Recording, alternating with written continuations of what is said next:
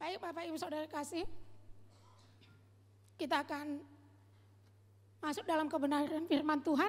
Bapak Ibu Saudara kasih, untuk 1 bulan ini kita akan berbicara tentang hikmat dalam Kristus. Semua kita butuh hikmat, amin. Amin.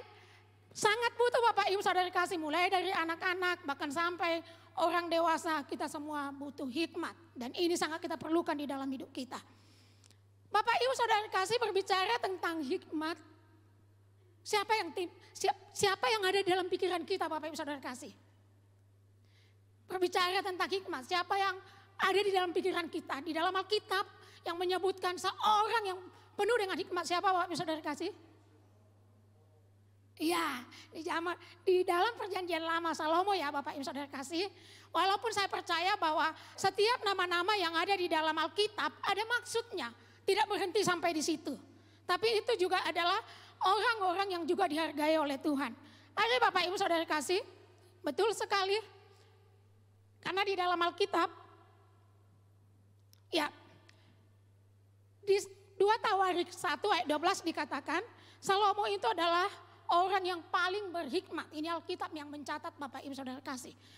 Selain itu, aku berikan kepadamu kekayaan, harta, benda dan kemuliaan sebagaimana belum pernah pada raja-raja sebelum engkau, dan tidak akan ada pada raja-raja sesudah engkau. Jadi memang benar Bapak Ibu Saudara kasih bahwa Salomo itu adalah orang yang paling berhikmat, yang paling kaya, paling bijaksana. Alkitab mencatat bahwa sebelumnya tidak ada yang seperti itu dan sesudahnya juga. Tapi kita akan melihat, karena tema kita Bapak Ibu Saudara kasih adalah hikmat di dalam Kristus. Tapi kita akan melihat Bapak Ibu Saudara kasih apa yang dikerjakan oleh Yesus. Bahkan juga orang-orang yang ini diilhami oleh Roh Kudus. Bapak Ibu Saudara kasih, kalau kita melihat Salomo itu, ya memang pada akhir hidupnya dia mengalami banyak masalah karena dia sudah mulai meninggalkan Tuhan. Tapi luar biasa Bapak Ibu Saudara kasih, Salomo ini mencatat 3.000 amsal. 3.000 amsal dan 1.500 mazmur. Dan yang ada di amsal itu yang dipakai bangsa Israel Bapak Ibu Saudara kasih 1.500. Itu luar biasa Bapak Ibu Saudara kasih. Dan dikatakan kalau kita mau berhikmat, mari baca kitab Amsal. Itu menunjukkan Bapak Ibu Saudara kasih betapa Salomo ketika menuliskan itu dipenuhi oleh hikmat Tuhan. Itu sebabnya dikatakan Salomo itu paling berhikmat. Kalau kita lihat Bapak Ibu Saudara kasih, dikatakan Salomo ini paling berhikmat. Tentulah Bapak Ibu Saudara kasih bahwa ayahnya juga punya peranan di dalam hidupnya. Kita mengenal siapa ayahnya, yaitu adalah Raja Daud. Yang kalau kita lihat Bapak Ibu Saudara kasih di Amsal, bagaimana Salomo itu mengatakan, ayahku mengajari aku, ayahku menasehati aku, ayahku, Bapak Ibu Saudara kekasih. Raja Salomo menjadi raja yang paling hebat dalam hikmat, tapi ayahnya punya peranan di dalam hidupnya. Kita mengenal siapa Raja Daud. Ini Bapak Ibu Saudara kasih, ketika merenungkan ini buat kita sebagai orang tua, saya mengerti Bapak Ibu Saudara kasih, orang tua itu pengen anaknya luar biasa, hebat. Itu sebabnya dia menyekolahkan di tempat-tempat yang bagus. Tapi Bapak Ibu Saudara kasih bahwa iman, hikmat itu tidak diperoleh dari pendidikan. Tapi kita akan melihat nanti bahwa hikmat itu diperoleh dari takut akan Tuhan. Artinya apa Bapak Ibu Saudara kasih? Bahwa sebagai orang tua kita punya peranan. Kita juga menikmati Tuhan sehingga kita juga mengajarkannya buat anak-anak. Amin Bapak Ibu. Ada banyak orang tua berkonsentrasi mencari uang yang banyak, sekolahkan anak di tempat yang bagus, sekolah yang bagus. Gak ada yang salah dengan itu. Tapi perlu sekali sebagai orang tua kita menikmati Tuhan. Amin. Sehingga kita bisa mengajari anak-anak kita juga di dalam takut akan firman Tuhan. Amin Bapak Ibu. Itu peranan dari semua orang tua. Tidak hanya sekolah, tidak hanya di sekolah minggu untuk berharap anak-anak itu takut akan Tuhan. Kalau ada seorang Raja Salomo yang Alkitab mencatat, tidak ada raja yang lebih hebat lagi sebelum dan sesudahnya.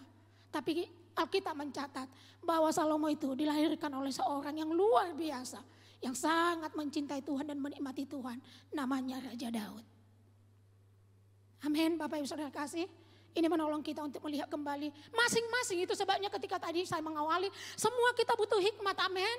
Yang kecil, yang muda, orang tua apalagi, semua butuh hikmat, amin. Dan gak harus sekolah yang mahal untuk itu, gak harus S3. Puji Tuhan kalau kita punya uang sampai S3, silakan. Tapi hikmat itu tidak diperoleh hanya dari pendidikan. Nanti kita akan lihat Bapak Ibu Saudara kasih. Raja Salomo orang yang paling berhikmat. Mari kita lihat Bapak Ibu Saudara kasih, bisa ditampilkan satu Raja-Raja 3 ayat 1 sampai 15, agak cepat karena agak banyak ayat ini.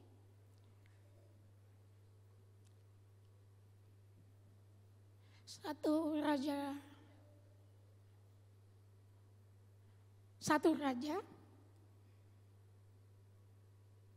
Raja 3 ayat 1 sampai 15.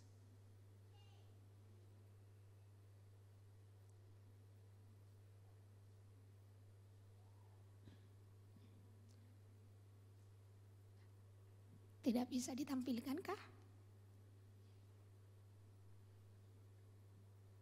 Oh.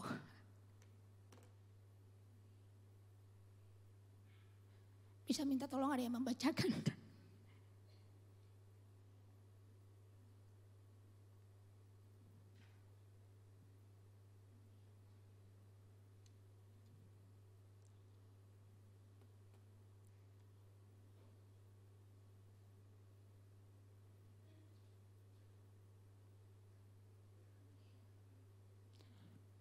Oke, 1 Raja 3 ayat 1. Lalu Salomo menjadi menantu Firaun, Raja Mesir. Ia mengambil anak Firaun dan membawanya ke kota Daud sampai ia selesai mendirikan istananya dan rumah Tuhan dan tembok sekeliling Yerusalem. Hanya bangsa itu masih mempersembahkan korban di bukit-bukit pengorbanan, sebab belum ada didirikan rumah untuk nama Tuhan sampai pada waktu itu. Dan Salomo menunjukkan kasihnya kepada Tuhan dengan hidup menurut ketetapan Daud ayahnya. Hanya ia masih mempersembahkan korban, sembelihan dan ukupan di bukit-bukit pengorbanan. Pada suatu hari raja pergi ke Gibeon untuk mempersembahkan korban, sebab disitulah bukit pengorbanan yang paling besar. 1000 korban bakaran dipersembahkan Salomo di atas mezbah itu. Di Gibeon itu Tuhan menampakkan diri kepada Salomo dan mimpi pada waktu malam. Berfirmanlah Allah, mintalah apa yang hendak kuberikan kepadamu. Lalu Salomo berkata, engkaulah yang telah menunjukkan kasih setiamu yang besar kepada hambamu Daud ayahku. Sebab ia hidup di hadapanmu dengan setia, benar dan jujur terhadap engkau. Dan engkau telah menjamin kepadanya kasih setia yang besar itu dengan memberikan kepadanya seorang anak yang duduk di tahtanya seperti pada hari ini. Maka sekarang ya Tuhan Allahku, engkaulah yang mengangkat hambamu ini menjadi raja menggantikan Daud ayahku, sekalipun aku masih sangat muda dan belum berpengalaman. Demikianlah hambamu ini berada di tengah-tengah umatmu yang kau pilih, suatu umat yang besar, yang tidak terhitung dan tidak terkira banyaknya. Maka berikanlah kepada hambamu ini hati yang paham, menimbang perkara untuk menghakimi umatmu dengan dapat membedakan antara yang baik dan yang jahat. Sebab siapakah yang sanggup menghakimi umatmu yang sangat besar ini? Lalu adalah baik di mata Tuhan bahwa Salomo meminta hal yang demikian. Jadi berfirmanlah Allah kepadanya, oleh karena engkau telah meminta hal yang demikian dan tidak meminta umur panjang atau kekayaan atau nyawa musuhmu, melainkan pengertian untuk memutuskan hukum. Maka sesungguhnya aku melakukan sesuai dengan permintaanmu itu. Sesungguhnya aku memberikan kepadamu hati yang penuh hikmat dan pengertian. Sehingga sebelum engkau tidak ada seorang pun seperti engkau. Dan sesudah engkau tidak akan bangkit seorang pun seperti engkau. Dan apa yang kau minta aku berikan kepadamu. Baik kekayaan maupun kemuliaan. Sehingga sepanjang umurmu takkan ada seorang pun seperti engkau di antara raja-raja. Dan jika engkau hidup menurut jalan yang kutunjukkan dan tetap mengikuti segala ketetapan dan perintahku sama seperti ayahmu Daud, maka aku akan memperpanjang umurmu. Yang ke-15, lalu terjagalah Salomo dan ternyata ia bermimpi. Sekembalinya ke Yerusalem, berdirilah ia di hadapan taut perjanjian Tuhan, dipersembahkannya korban bakaran dan korban-korban keselamatan. Kemudian mengadakan perjamuan bagi semua pegawainya. Ya, kembali ke slide. Nah ini Bapak Ibu Saudara kekasih, Bagaimana Bapak Ibu Saudara kasih, Salomo berdoa meminta kepada Tuhan. Kita tadi sudah baca Bapak Ibu Saudara kasih. Ada 3 poin yang kita lihat dari doa Salomo ini. Yang pertama Bapak Ibu Saudara kasih dikatakan, mintalah apa yang kau kehendaki, kuberikan kepadamu. Tuhan bilang sama Salomo, minta apa yang kau kehendaki. Dari sini kita belajar Bapak Ibu Saudara kasih. Bapa yang menjadi Tuhan kita itu, Dia ingin kita meminta kepadanya. Amin. Amin. Ini luar biasa Bapak Ibu Saudara kasih. Ada banyak orang takut sama Tuhan, takut minta ini. Tapi bagian ini menegaskan, bukan Salomo yang terlebih dahulu datang, tapi Tuhan bilang, minta apa yang kau kehendaki untuk aku lakukan kepadamu. Amin. Di dalam Injil Bapak Ibu Saudara kasih dikatakan begini, saya lupa alamatnya tapi ayatnya bilang begini. Sampai sekarang kamu belum meminta sesuatu pun dalam namaku. Mintalah maka kamu akan menerimanya supaya penuhlah sukacitamu. Amin. Tuhan mau kita bersukacita, amin.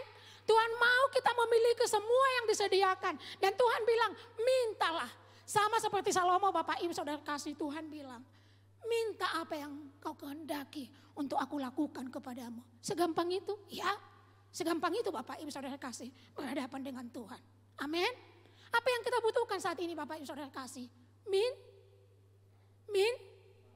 Minta, amin. Amin Bapak Ibu Saudara kasih. Tuhan bilang minta. Yang kedua Bapak Ibu Saudara kasih, Salomo meminta hati yang paham menimbang perkara.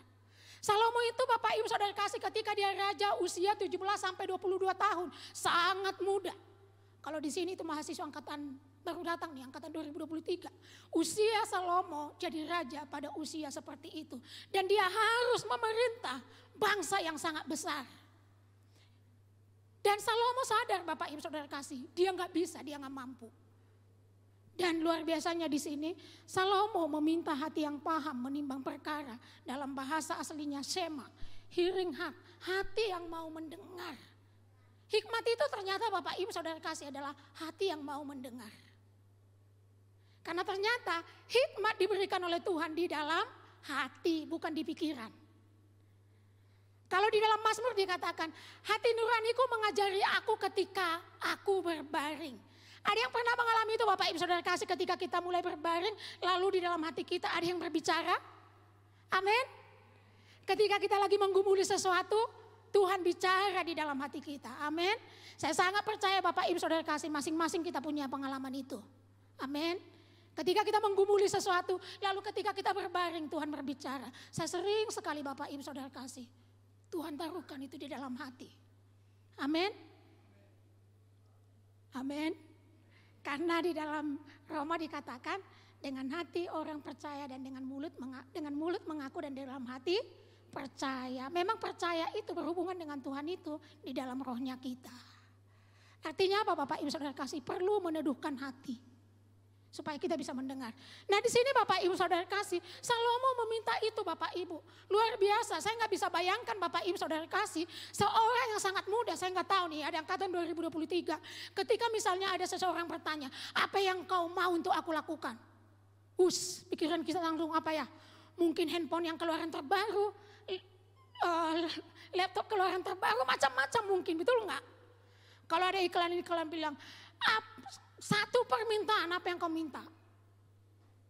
Macam-macam, tapi Salomo dia meminta hati yang paham. Inilah yang disebut dengan hikmat.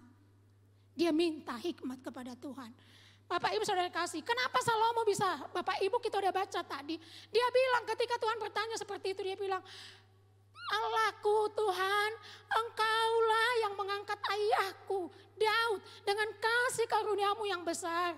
Salomo ini tahu persis bahwa ayahnya itu menjadi raja, itu hanya kasih kemurahan Tuhan, karunia Tuhan. Enggak ada garis keturunan yang membuat Daud menjadi raja. Dan ternyata Salomo tahu itu. Bapak Ibu Saudara kekasih, apakah anak-anak kita juga tahu Tuhan yang kita sembah itu baik? Amin. Apa yang kita katakan di rumah kepada anak-anak kita? Apakah kita memperkenalkan bahwa Allah yang kita sembah itu penuh dengan kasih karunia itu kepada anak-anak kita di rumah? Amin. Dan itulah yang dilakukan oleh Daud. Itu sebabnya Salomo itu dalam usia masih muda, tapi dia tahu meminta kepada Tuhan. Amin. Mari Bapak Ibu sebagai orang tua, jangan hanya yang semua hal yang di dunia ini, pendidikan itu perlu Bapak Ibu, tapi kita perlu memperkenalkan Yesus bagi mereka. Amin. Amin. Saya banyak ketemu juga Bapak Ibu Saudara kasih dengan anak-anak pendeta. Tapi kadang, wah jangan-jangan hamba-hamba Tuhan sibuk melayani nih gitu ya, keluar. Tapi anak-anaknya kadang kurang paham tentang siapa Tuhan itu gitu. Salomo Bapak Ibu Saudara kasih menangkap itu. Itu sebabnya ketika dia meminta, tepat dia minta hikmat. Dan di dalam bagian tadi yang sudah kita baca, Tuhan berkenan dengan permohonan Salomo. Dan Tuhan tidak hanya memberikan hikmat yang tidak diminta oleh Salomo. Tuhan kasih kekayaan, kehormatan. Itu sebabnya Salomo sangat terkenal. Padahal dia gak minta kekayaan. Ada banyak waktu itu raja-raja yang ingin ketemu dengan Salomo dan membawa persembahan. Kalau kita takut akan Tuhan, ada banyak orang yang ingin dekat dengan kita. Amin. Kalau istilah Bapak bilang itu, kita itu jadi ada daya tariknya. Bukan karena kita pintar, di dunia ini banyak orang pintar. Tapi karena Kristus, hikmatnya itu ada di dalam kita. Orang ingin mendengar nasihat, orang ingin mendengar bagaimana menjalani hidup. Sama seperti Bapak. Bagaimana berbisnis, bagaimana anak-anak. Bapak Ibu Saudara kasih, semua kita punya peluang untuk itu. Amin. Amin. Menikmati Tuhan Bapak Ibu Saudara kasih. Sehingga itu bukan kegiatan, bukan ritual, tapi menikmati Tuhan. Ini doa Salomo Bapak Ibu Saudara kasih. Dan ini pun bisa menjadi doa setiap kita. Amin. Amin. Karena Tuhan sama Bapak Ibu. Ini di perjanjian lama, tapi di perjanjian baru Tuhan juga bertanya, mintalah. Sampai sekarang kamu boleh meminta sesuatu kepada aku, mintalah maka aku akan memberikannya. Amin. Ini luar biasanya Bapak Ibu Saudara kasih, ini Tuhan yang kita sembah. Nah, berbicara tentang hikmat Bapak Ibu Saudara kasih, ada dua hikmat. Alkitab di dalam 1 Korintus 1 dan juga di dalam Yakobus, di situ menjelaskan ada dua hikmat Bapak Ibu.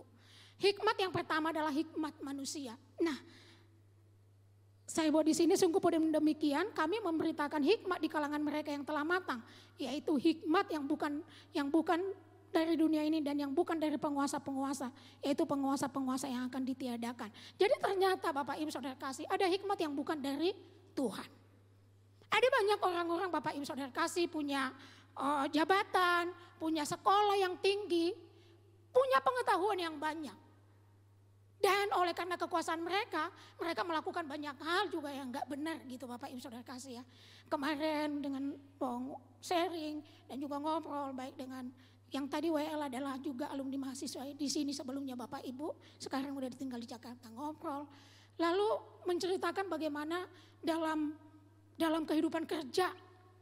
Kalau di sini ya yang saya tahu karena di lingkungan pendidikan ya gitu. Tapi ternyata di dalam perusahaan-perusahaan itu macam-macam ternyata Bapak Ibu Saudara kasih. Berbicara tentang LGBT dan segala macam Bapak Ibu. Dan saya juga lagi baca artikel kemarin sebelum-sebelumnya. Saya baca begini, ada seseorang bilang gini, Bapak Ibu Saudara kasih, Bapak Ibu hati-hati menyekolahkan anak. Kalaupun sekolah itu bagus, tapi coba kali-kali jalan cek. Karena ternyata ada yang sudah ketemu di Indonesia nih, saya juga baru tahu gitu. Dia seorang selebritas, dia menyekolahkan di sekolah yang bagus. Tapi ketika dia ke sekolah itu, dia menemukan di sana toilet sekarang udah 3. Ada untuk perempuan, ada untuk laki, ada yang campuran. Di sekolah SD. Dan ketika bertanya kepada pihak sekolah bilang, oh iya kita mau mengasih tahu sejak dini ke mereka. Bahwa kalau misalnya ada yang merasa dia mungkin dia lahir di tubuh perempuan tapi dia merasa kelaki-lakian, mau dijelaskan. Bahaya Bapak Ibu Saudara kekasih. Dan ini dimulai dari mana Bapak Ibu? Negara-negara maju, Eropa, Amerika. Itu yang memulai, yang melegalkan. Dan yang bertentangan dengan kebenaran firman Tuhan. Ini hikmat dari dunia. Ini hikmat dari dunia. Bagus sih kelihatannya, menghargai orang, menghargai keputusan mereka. Tapi itu berbahaya Bapak Ibu Saudara kasih. Lalu juga dikatakan hikmat dunia ini adalah di manakah ahli Taurat? Ahli Taurat juga Bapak Ibu Saudara kasih. Itu juga adalah hikmat dunia. Kenapa? Karena mengedepankan upaya dan mengesampingkan Kristus. Hikmat dunia ini menjadi kebodohan oleh karena dunia dalam hikmat tidak mengenal dan tidak pengenalan atau menentang firman Tuhan, itu juga adalah hikmat dunia. Walaupun kita tahu orang itu berpendidikan tinggi, walaupun kita tahu dia punya jabatan, tapi kalau dia menentang kebenaran firman Tuhan, itu hikmat dunia. Lalu hikmat Allah dalam 1 Korintus 2 ayat 7 dan 9, tetapi yang kami beritakan ialah hikmat Allah yang tersembunyi dan rahasia yang sebelum dunia dijadikan telah disediakan Allah bagi kita. Tetapi seperti ada tertulis, kita baca sama-sama, yang hijaunya 1, 2, 3 ya. Apa yang tidak pernah dilihat oleh mata dan tidak pernah didengar oleh telinga dan yang tidak pernah timbul di dalam hati manusia, semua yang disediakan Allah untuk mereka yang mengasihi Dia. Amin. Inilah hikmat Allah. Amin. Yaitu siapa? Yesus. Yesus. Ayat ini Bapak Ibu di dalam yang kedua ini 1 Korintus 2 ayat 9 ini bukan berbicara tidak pernah timbul uang lalu dapat uang, bukan Bapak Ibu Saudara kasih. Tapi ini sejatinya adalah ini memperkenalkan Kristus. Kita nggak pernah kepikiran, nggak pernah timbul di dalam hati kita. Tapi Tuhan sediakan Yesus bagi kita. Amin. Dan sebelumnya itu adalah tersembunyi, masih rahasia. Di zaman perjanjian lama bahkan Salomo itu masih tersembunyi. Itu sebabnya Tuhan selalu memakai Salomo, memakai yang lain gitu Bapak Ibu. Tapi di zaman perjanjian baru Tuhan sudah bukakan buat kita. Itulah hikmat Allah. Nah, ini dia Bapak Ibu Saudara kasih. 1 Korintus 1 ayat 24b dikatakan, Kristus adalah kekuatan Allah dan hikmat Allah. Amin. Kristus adalah hikmat kita. Amin. Dan bagi orang percaya dalam perjanjian baru, Kristus adalah hikmat bagi kita. Amin. Pertanyaan saya, Kristus di mana Bapak Ibu Saudara kasih? Kristus di mana? Di dalam kita. Di dalam hati kita. Amin. Tepuk tangan buat Tuhan Yesus yang sangat luar biasa. Dia adalah hikmat kita. Amin. Dia ada di dalam kita. Amin.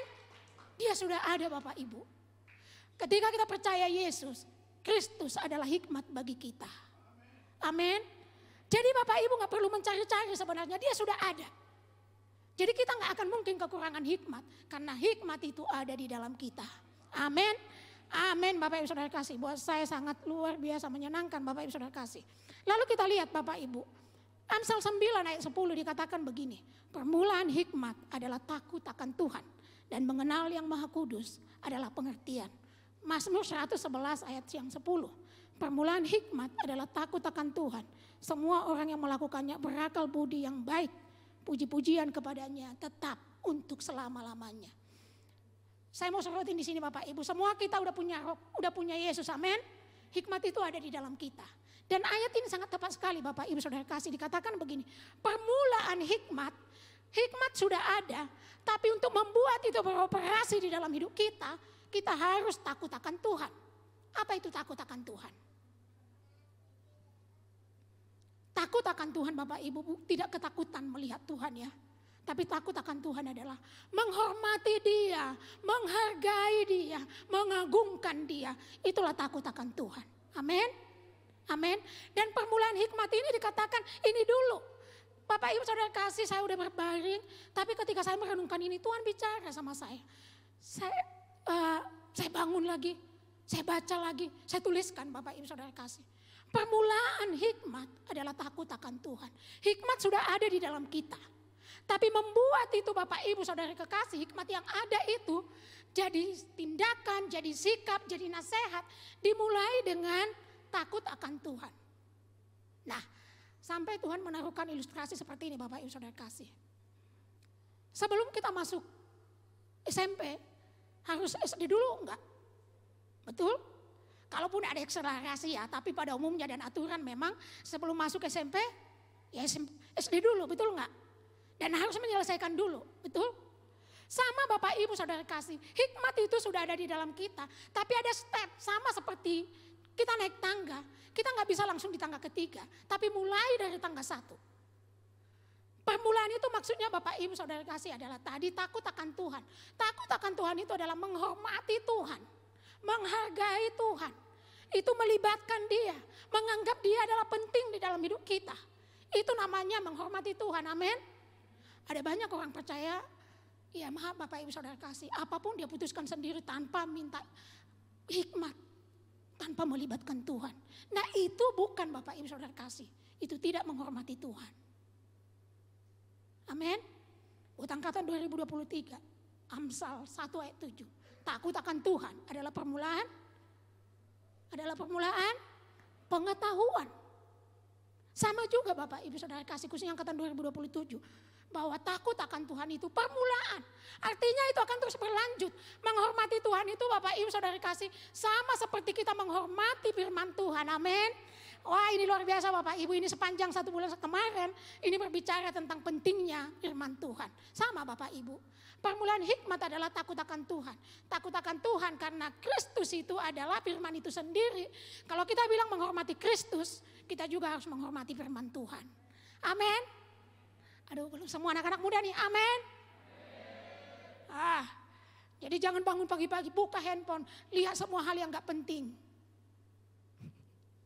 Pada senyum gitu ya. Ya benar gitu. Menghormati Tuhan itu, menghormati Kristus itu, menghormati firman Tuhan, amin. Biar rasa hormat kita kepada Tuhan juga terus bertumbuh, amin. Dan itulah yang membuat hikmat kita terus bertambah dan bertambah, amin.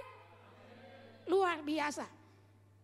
Nah Bapak Ibu Saudara kasih, itu hikmat Tuhan. Dan sekarang kita melihat bagaimana Salomo memutuskan masalah. Nah di sini Bapak Ibu 1 Raja-Raja 3:24, semua kita udah tahu masalah itu. Ada 2 perempuan, dikatakan di situ 2 perempuan sundal dalam satu rumah melahirkan anak. Seorang ibu A anaknya meninggal dan yang B anaknya hidup. Nah anak yang ini nggak terima dong, dia pingin anaknya hidup. Dan ini rumit Bapak Ibu Saudara kasih, kenapa? Pada waktu itu belum ada tes DNA, betul?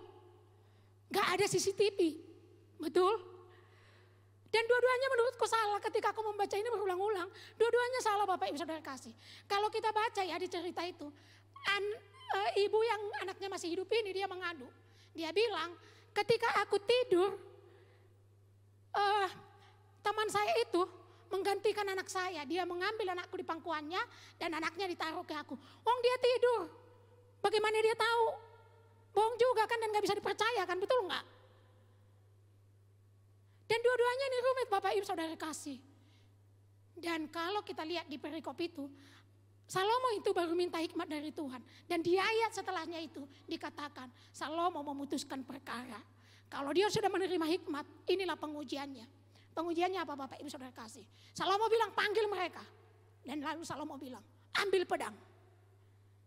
Dan Salomo bilang dia mau belah anak itu. Dan anak yang punya anak itu bilang jangan, biarin aja buat dia, yang penting dia hidup.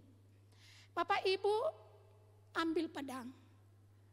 Mungkin kita bilang gak relevan. Ya kalau sekarang mah gak perlu begitu, ada CCTV, ada tes DNA, ngapain dibelah gitu kan ya. Tapi kita Bapak Ibu Saudara kasih, Alkitab itu selalu relevan. Jadi kalau kita bilang gak relevan salah. Pedang roh Bapak Ibu Saudara kasih. Salomo bilang ambil pedang. Bukankah pedang itu adalah firman Tuhan? Di sini mengatakan pedang roh adalah firman Tuhan. Amin. Artinya apa Bapak Ibu Saudara kasih? Serumit apapun masalah, perkara yang kita hadapi, firman Tuhan selalu bisa menyelesaikannya. Itu sebabnya Salomo bilang ambil pedang. Dan selesai masalah ini. Ketahuan siapa yang punya anak. Dalam hidup kita juga begitu Bapak Ibu Saudara kasih. Mungkin buntu kita bilang, aduh udah tanya ke sini ke situ, udah gak tahu, udah buntu. Firman Tuhan selalu bisa memberikan penyelesaian. Amin.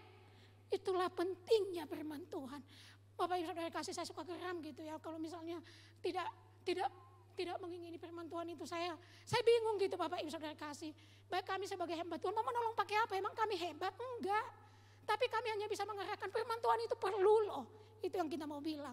Jadi supaya semua kita menghargai firman Tuhan. Amin. Amin. Firman Tuhan itu cukup untuk menyelesaikan masalah kita. Ibrani 4 ayat 12, sebab firman Allah itu hidup dan kuat, lebih tajam daripada pedang bermata dua manapun, menusuk amat dalam sampai memisahkan jiwa dan roh, sendi-sendi dan sumsum, ia sanggup membedakan pertimbangan dan akal pikiran. Amin. Kalau kita berpikir ini A atau B, kayaknya menurut logika aku nih menguntungkan nih. Kan susah kadang ya. Ambil firman Tuhan, amin. Karena dia bisa memisahkan pertimbangan kita. Oh kita kira ini lebih cuan nih gitu ya. Milih inilah. Milih pekerjaan nih yang mau lulus, yang sudah lulus gitu ya. Ada 2 perusahaan. Ini atau ini, kayaknya nih gajinya lebih tinggi. Pakai firman Tuhan, karena itu bisa memisahkan sampai pertimbangan dan perasaan. Amin. Supaya kita nggak salah. Yang terakhir Bapak Ibu Saudara kasih. Berkat, keuntungan, benefit dari hikmat. Semua mau keuntungan? Amin. Iya, normal itu Bapak Ibu Saudara kasih, saya juga gitu ya. Dan ini Alkitab menjamin buat kita. Ada benefit dari hikmat Tuhan. Sudah bisakah ditampilkan, kita baca dulu Amsal 3, 13 sampai 17.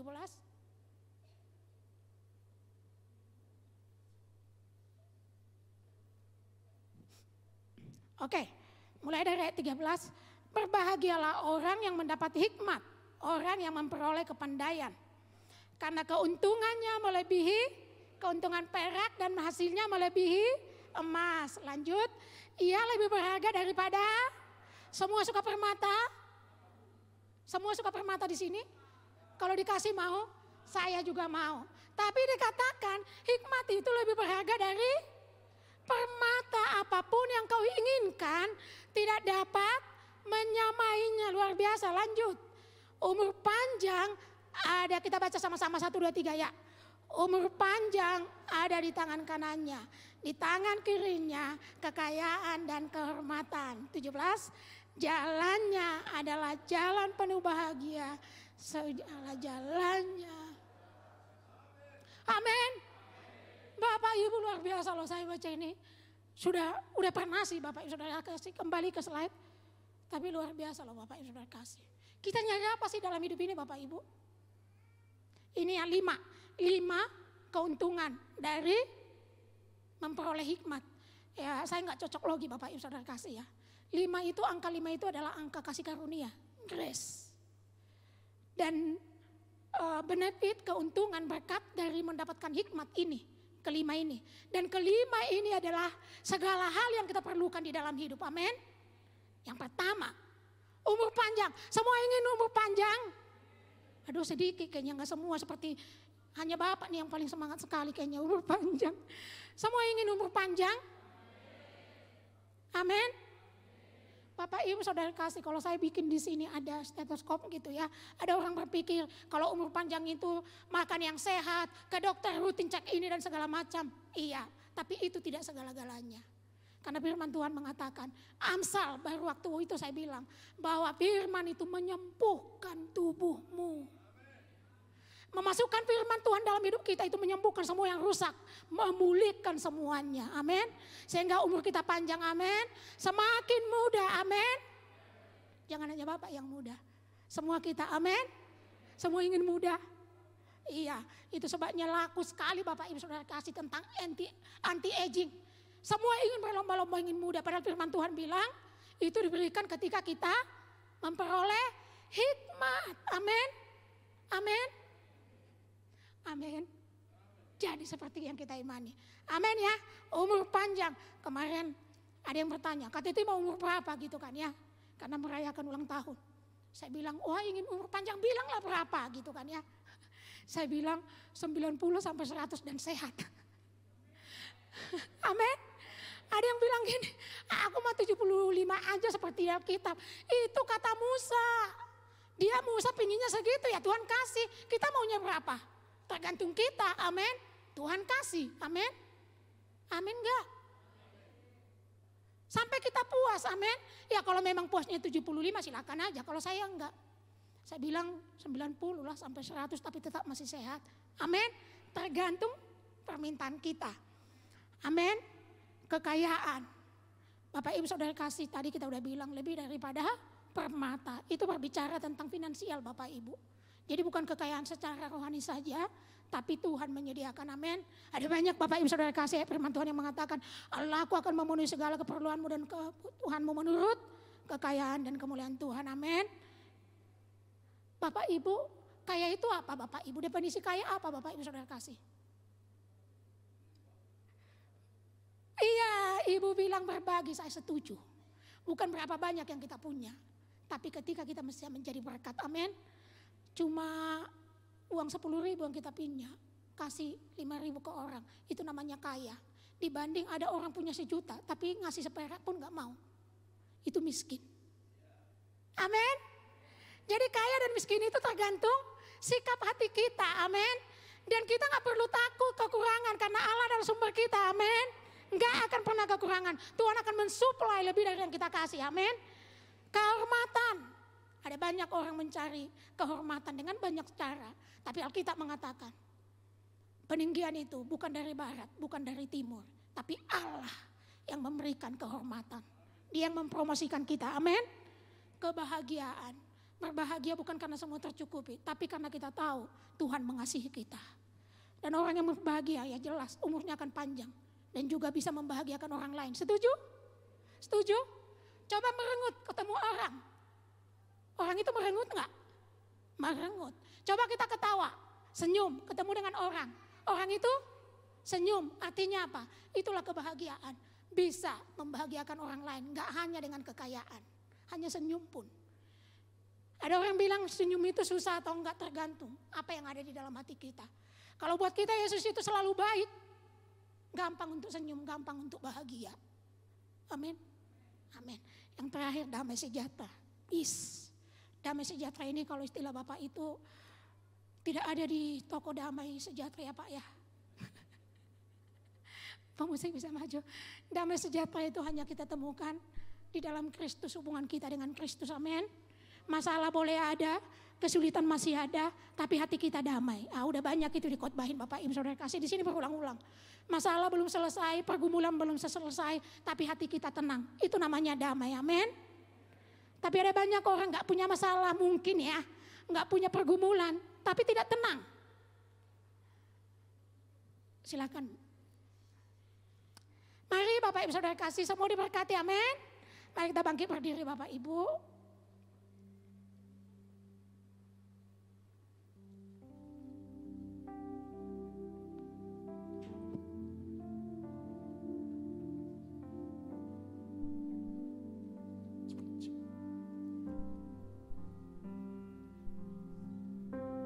Kita bersyukur karena Yesus yang hikmatnya lebih dari Salomo ada di dalam kita. Dan Bapa memberikan itu bagi kita untuk kita bisa nikmati. Sangat bodoh ketika Tuhan memberikan Yesus dalam hati kita yang adalah sumber hikmat. Tapi kita tidak menggunakannya dan kita tidak mengambil benefit, keuntungan dari apa yang dikerjakan oleh Yesus. Mari saya percaya Bapak Ibu Saudara kasih Roh Kudus jauh lebih berkuasa untuk mengerjakan kebenaran ini dalam hati setiap kita. Haleluya Yesus.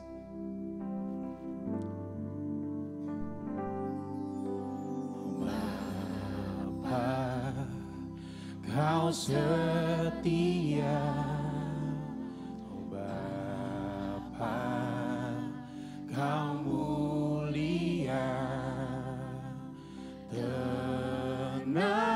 tenanglah jiwaku, aman bersamamu.